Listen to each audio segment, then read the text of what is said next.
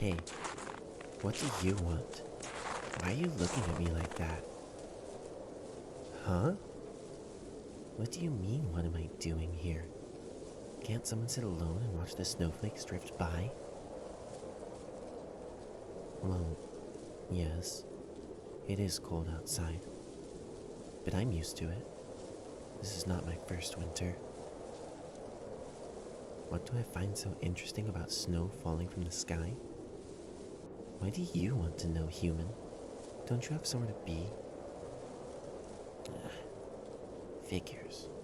Just my luck that I stumble across a human with nothing better to do. Nothing. I said I don't have to tell you why I'm out here in the cold watching snowflakes. It's none of your business. Rude. Whatever. I'm not used to humans. To people. I guess I'm what you'd call a feral cat. Is it really a surprise that I'm not nice and friendly like your typical house cat? Ready to do your nefarious bidding and make polite conversation at a moment's notice? Where do I live? Over there, in that forest. What? What do you mean cats aren't supposed to live in forests? I'm plenty capable of fending for myself. I can catch fish in the stream when it isn't frozen, and I can hunt woodland critters, and I can climb up trees to forage for fruits, if the tree isn't very high. Is it really a surprise my kind can eat fruits? Wasn't there a book by one of your human authors that had a cat which turned vegetarian? There are stranger things in the world. Get over it. Why should you get to hoard all the veggies? Of course I can read. I'm not an animal. Now who's being rude? Well, yes. It's about exactly as you pictured it. I live in a big, cozy cave with a bunch of books nestled in neat little shelves that I carved into the cave wall with these claws. And I also have a television set, and warm blankets, and multicolored wool to play with, and a scratch-resistant phone because the cell reception in the middle of the woods is just breathtaking. Is there anything else you want to know before I can return to snow watching? Wait, don't answer that. I wasn't... You're asking me how I came across human literature in the forest. I shouldn't have to tell you, human. Why can't you just go on your way to a warm fireplace with hot chocolate and cookies and family photos and all those things? Why must you keep pestering me in this weather? It doesn't sit right with you that I'm out here on my own. I see. You're curious. You know what they say about curiosity and getting killed, right? I'm a cat. I would know. Please, it is freezing out here. Of course you can get killed, or sick, or suffer frostbite. Any number of things can happen.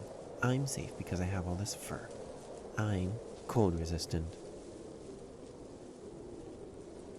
You know what? Fine. If you insist on annoying me like a laser pointer in my face, let's talk about something else. What do you do to buy fish, human? What? Of course I know you have to go to the market to do that. I meant, what do you do for a living? Oh, I see. I wouldn't know much about that, but it sounds nice. Well, I guess few people in the world can unironically call their job or school nice. But you have to do what it takes to support yourself, you know? You have to get by. And that's what he would always tell me anyway. It's not important. Tell me, what do you... I look sad. It's just your imagination. I'm not sad. No, I'm not. What's there to be sad about? It's just a cold, dull day, and everything looks grayish, muted because there's no sun, and it's boring because there's nothing to do, and so No,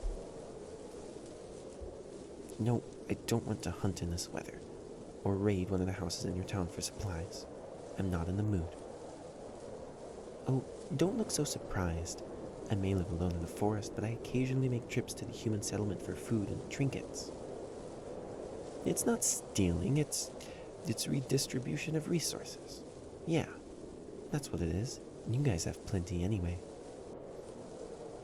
I said I live alone. Yes. Why is that important? No, I'm not lonely. Being alone and being lonely are very different things. Cats are solitary creatures, both ordinary cats and, what does your kind call us again? Neckos? Something cute like that. It doesn't matter. Point is, I like being alone. I'm fine with that. I wish you would leave me alone. I guess I could just scamper back into the woods myself, but I don't feel like doing that. I don't feel like doing anything. This weather, it makes me numb. You asked me earlier what I find so interesting about the snow. Nothing. That is what I like about it. The lack of substance. Just cold powder falling aimlessly. Watching the flakes flutter and drift in this way, it numbs my mind. It slows down my thoughts, I guess. They're pushed aside for a while. I can just sit and focus on the lack of substance, on the emptiness. It's nice, not having to think or do anything. Again? What do you mean that's something only a sad cat would say? I'm not sad. I told you. I'm just trying not to dwell on things that are of little consequence. You humans don't have a patent on being distant and pensive. You just don't give up, do you? You are so stubborn. It's irritating. I know things and I read books because my dad thought it would do me good. He was like you. Didn't know when to stop talking. He was stubborn and annoying and smiled way too often and talked until my pointy ears felt like curling in on themselves, and he was nice. He was nice. Human, you have a strange look on your face. What is it? You are right. My dad isn't with me anymore. He's gone. He's not dead. He's still alive. I think so. At least. Since I pawed open the can of fish, I might as well finish it, right? My mother first met him in a glade deep in the woods. He had come from the town in search of berries. Most humans aren't so ambitious in their berry collecting. They don't venture so deep into the woods. But for some reason, on that day, he had chosen to visit the glade. He screamed when he first saw her, my mom recounted fondly. Wouldn't stop until she had to cover his mouth with a paw. Humans scare easily. But he must have seen something in her eyes, in her face. A year later, I was born. I remember him being gentle, soft. He talked a lot, but he never yelled. He would hold me close and stroke my fur and scratch behind my ears. That always made me giggle when I was a kitten. And when my mother returned to the cave, his face would light up on seeing her like the sky at dawn. He would tell me stories, so many of them, about distant lands with mountains so high they touched the clouds, and where waves would wash little seashells up onto the sand, gifts from the creatures that live below the waves, vast and numerous. And you could squint and follow the sea and sky, follow them as far as the horizon where blue met blue, and every winter the clouds would blanket our forest and the town beyond with snow. So much of it. My dad would sometimes leave the forest to visit his old home, and he would return with picture books. The illustrations were dusty and faded over time, but they had so many different colors that they never failed to pique my interest. There was one of a stout man with a really long white beard who just couldn't stop smiling, and he had the biggest pile of presents ever on his back. My dad told me his name was Santa Claus. Claws? I asked, showing him mine. These things were not as sharp back then. He just chuckled and said, no, the other Claus. Apparently, he would travel all over the world in a sleigh that was drawn by reindeers in the sky on the night before this human holiday called Christmas. And he would sneak into your house through the chimney and leave a present from his giant pile in the fireplace. Something you wanted from the bottom of your heart. Christmas was about gifts and getting together with your family. He would smile at me as he finished, and I would smile back, and then his eyes would glaze over for a moment. One day, he went out on one of his visits to the town. He said he would be back by evening. As he hugged me, I thought there was something wet on his face, just below the forehead. I didn't know what it was. When he stood up, though, His eyes were as happy and full of life as ever. I waited in the cave for him to return, busying myself with the picture books as my mother preened me. I waited and waited.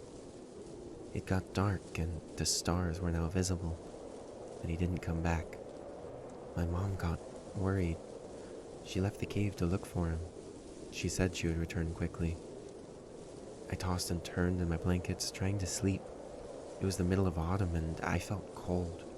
The chill crept through the blankets, through my fur. I couldn't go to sleep. I laid awake in the dark as I waited for my parents to return, but they didn't. In the early hours of the morning, my mother finally came back, and she had this look on her face that I don't know how to describe it. I don't think anyone should look like that. I asked about father, and then she hugged me. This time, I was sure about the wetness that appears just below the forehead on a person's face. As she held me in her arms, slowly brushing my hair and fur with her claws, she said Dad was safe and happy, and he loved me very much.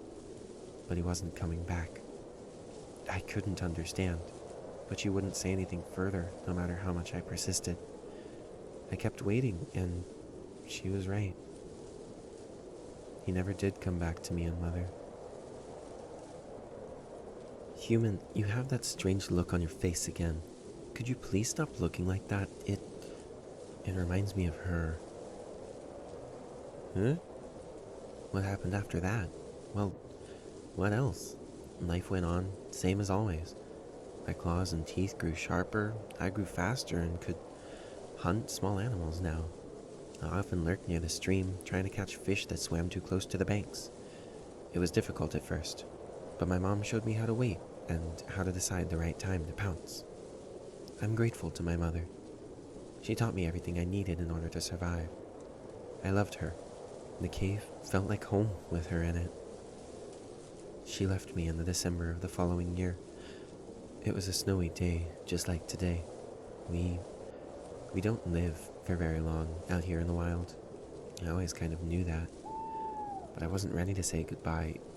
I think, in the end, grief was part of what took her away from me.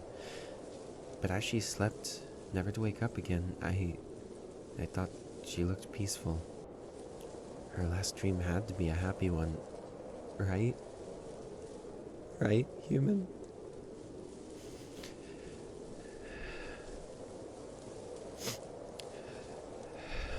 Yes, I think so too.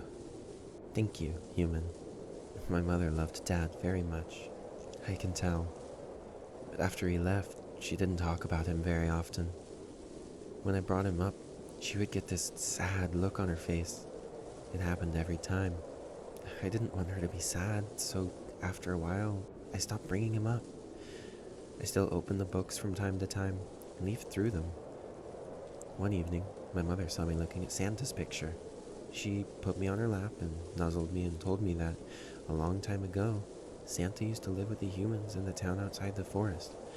He was their friend and he loved making children happy. His house was just on the edge of the forest.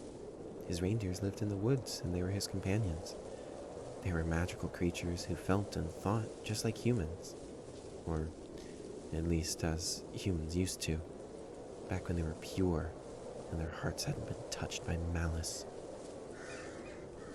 With time, the humans grew greedy and violent and cruel. They started hurting each other. The same children who had once played with him and laughed with him had now grown up.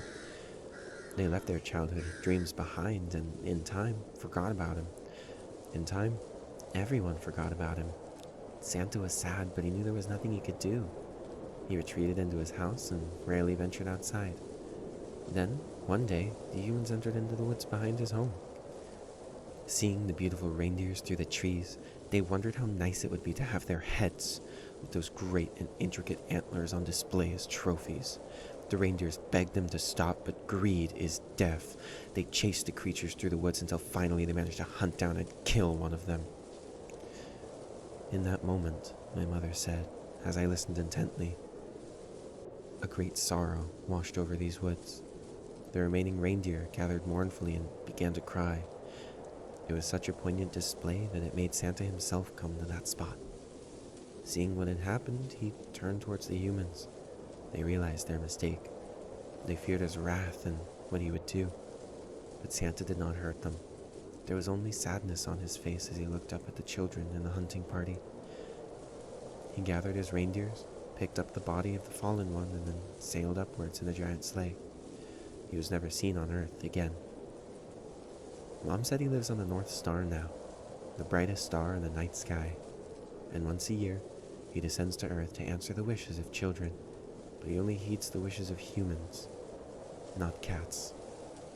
I didn't believe my mother. I went out of the cave every night after that, for a month, searching for the North Star. I would look up at it alone in the glade, where the whole forest felt empty, waiting for my family to be together again, to be whole again. But Mother is always right. Santa never fulfilled my wish. There, human. Now I've told you all about my sad backstory, just like you wanted. Are you satisfied now? You are sorry? It's fine. Don't be. It all happened years ago, and I'm okay now. I don't feel sorry. What I do regret is that I lied to you earlier. I don't, in fact, like the snow. It's cold, and it sticks to my fur, and it's just so difficult to get it off afterwards, you know? Eh? What are you doing, human? Why are you sitting in the snow beside me? You'll get cold, and what are you... You're holding an umbrella to protect my ears from the falling snow. Huh. How very heroic of you, noble human, protecting me while you sit there shivering. I don't want to be responsible for making you sick. Can you please go home now? You have one, right? What do you mean? Oh, but what are you going to do? I'm going to be fine. I'll return to my cave and then try to catch dinner. Then I'll sleep. So you noticed, huh? Yes, I guess I am a little thin. The stream is frozen, and much of the wildlife is hibernating. Food is a little difficult to come by, but it's nothing I can't handle. I'm just going through a rough patch. Everyone does. I'll just have to dig in my claws and weather it out. I'll be fine. You'll see. Human! What do you think you're doing? You've listened enough. What is that supposed to mean? Put me down! Put me down this instant or I'll rip your hands to shreds. I'll do it. Don't force my paw. Huh? You're taking me home? What? No, I don't want to go to your house. This is wrong. Why are you taking me? Put me down. Let go of me. If this is out of pity, I swear I will... You're doing this because you're lonely and could use some company? Ha! You really think I would fall for such a trick? Trying to lure me into your home under the guile of loneliness? Take care of me. Human, I've been surviving on my own for years. I don't need you to care for me. Please, just... You won't listen. You're saying you don't care that my claws are hurting you and that I'm heavier than you expected? Wait a minute. How dare you? You'll still carry me to your house? Because you can't leave me alone in the cold? I don't understand. Why? Because it expands your column of good deeds? What? It makes you happy. You don't want me to be sad. The same way I didn't want my mother to be sad. Human, no one thinks that way anymore. Return to your life. Please, just let me go. You really won't let go of me, huh? You are so stubborn. No. I'm not agreeing to anything. I stopped struggling because I'm tired. I'm tired from the cold.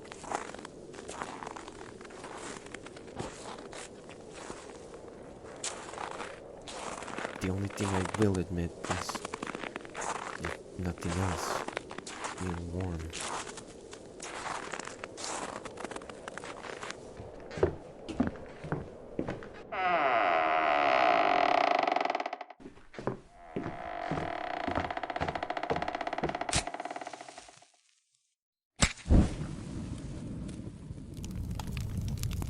You know, human, instead of all that, I'm just doing a good deed, and oh, I'm so lonely and I want you to be with me stuff you pulled back there.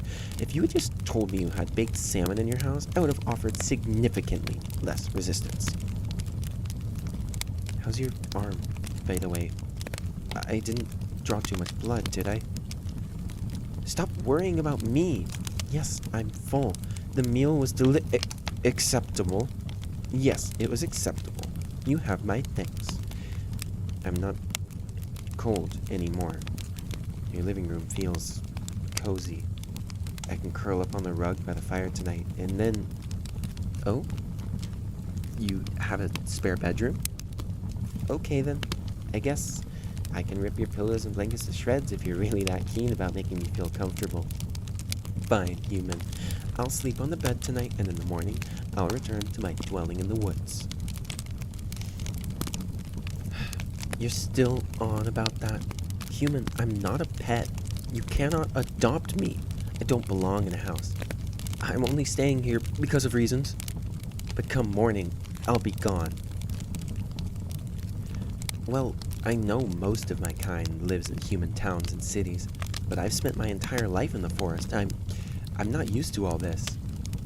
No, I'm not talking about just the furniture and warm water and readily available food. I'm also not used to... Yes, I'm not used to kindness. I still don't understand why you were doing all of this, but I am grateful. I really am. You want to go sit by the fire? Okay, we can do that. I suppose I am watching the flames rather intently. They're interesting to look at. So many shapes. Do you beg to differ, human? What? My ears do not move on their own. Stop changing the subject. They're twitching right now because I'm gathering sound waves. You know, in case all of this was some elaborate trap and an attacker leaps out from somewhere. Human, you can't blame me for being on edge after you so unceremoniously picked me up back there. The stunts you pull, I swear. You want me to stop calling you human? What should I call you then? Okay, I can do that. You have a nice name. It sounds kind. Like you. Do I have a name? Well, names don't really matter out there in the forest, but my dad, he did name me Meow after I was born. But I don't really use that any... Hey! No, it's not a cute name for a cat boy. Why? Because it sounds like what a normal cat would say. That's so stereotypical of you. I'm only leaning into you because I'm getting sleepy and your shoulder looked comfortable. Yes, you can drape your arm around me. This is nice.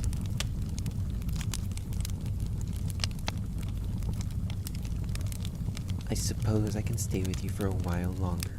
But if you try to enter the bathroom again while I'm bathing because you thought I didn't know how a faucet works, your arm is going to need stitches. Yeah, that's what I thought. Hey, you think Santa will see us when he comes down your chimney? You don't care. Why? Because he already gave you your Christmas gift? Yeah, me too.